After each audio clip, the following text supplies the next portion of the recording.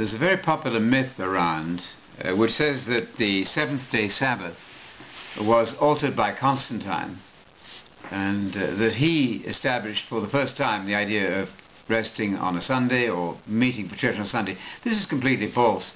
The Sabbath of the Hebrew Bible, the sign between God and the nation of Israel, was replaced in New Testament times, not by a new Sabbath exactly, but a new day of celebration, namely the eighth day, Sunday, the first day of the week. And we'll find that in Acts 20 verse 7 and other passages. 1 Corinthians 16, you'll find them every Sunday putting money in the treasury so that there will be no collections when Paul comes.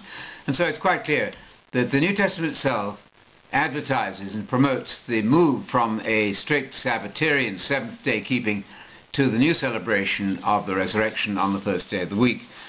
I'm very pleased to see that Samuele Bacchiocchi, the late leader of the Seventh-day Adventists, who of course supported the weekly Sabbath himself, but agreed absolutely that in Colossians 2:16 and 17 that there's a trio of observances there which includes, I repeat, which includes the weekly Sabbath. It doesn't exclude the weekly Sabbath, and all three are said to be a single shadow, now made obsolete by the reality which is Christ who has come. So Christ is our Sabbath, he's our Passover, he's our rest day by day.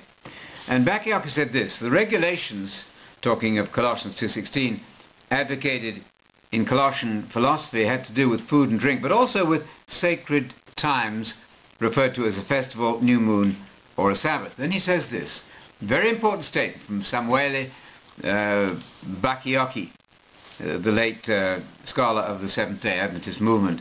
Commentators agree, he says, that these three words, that's to say, annual, holy days, new moons, and Sabbath, they represent a logical and progressive sequence, annual, monthly, and weekly, as well as an exhaustive enumeration of sacred times. Notice exhaustive. They cover the whole range of sacred times as prescribed for Israel, the nation.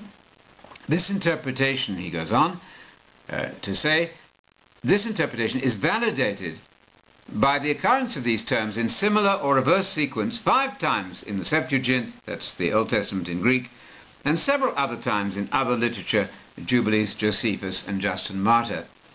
Now some view the Sabbaths as a reference to annual ceremonial so-called Sabbaths rather than the weekly Sabbath.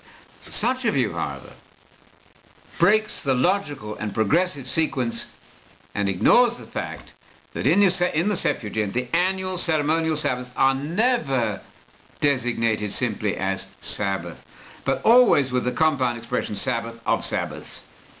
Indications such as these show, compellingly, says Samuele Bacchiocchi, that the word Sabbath used in Colossians 2:16 cannot possibly refer to any of the annual Sabbaths. They're included as the holy days in Paul's trio.